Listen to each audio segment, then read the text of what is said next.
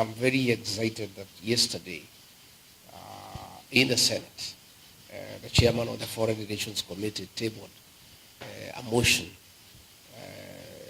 for the American legislative arm to review the status of Kenya as a non-NATO ally because of violation of human rights, because of abductions, extrajudicial killings, using police against civilians, and again working with terrorist organizations in Sudan, in Somalia.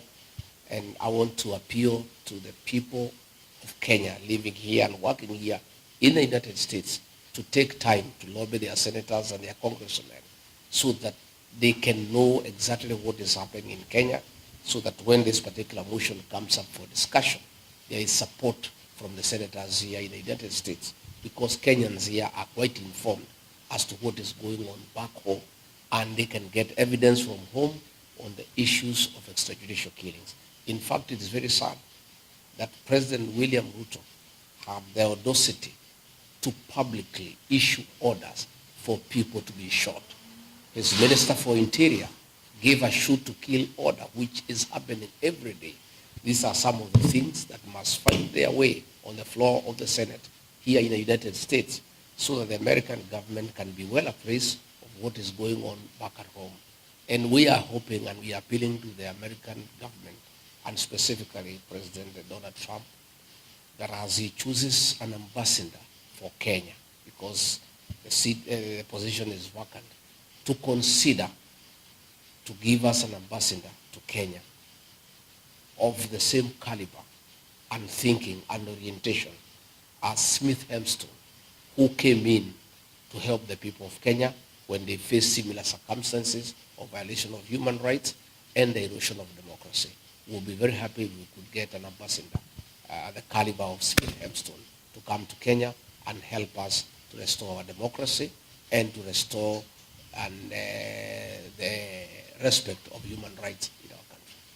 Former Deputy President Rigathi Gachagua is pushing for a major shakeup in Kenya's diplomatic ties with the United States.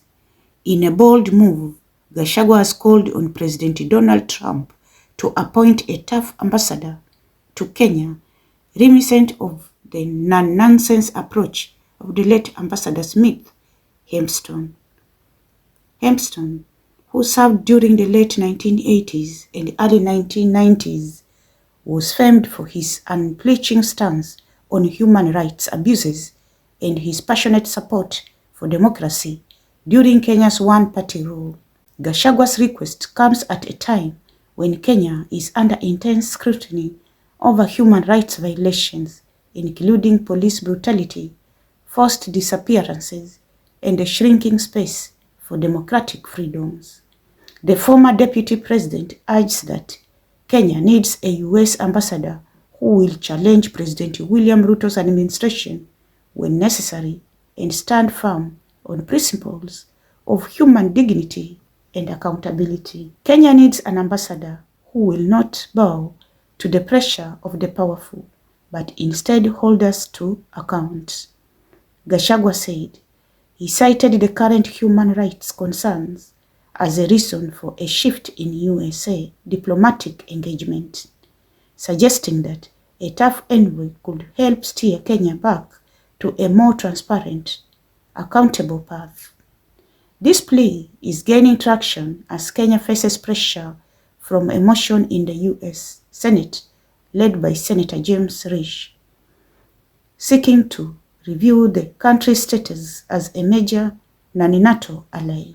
The debate also touches on Kenya's growing ties with China, Russia, and Iran, posing a potential risk to its alliance with the USA. With the USA ambassador position vacant since November 2024, Gachagua's call for a principled, assertive envoy is a clarion call for a diplomatic shift that could redefine Kenya's international relations.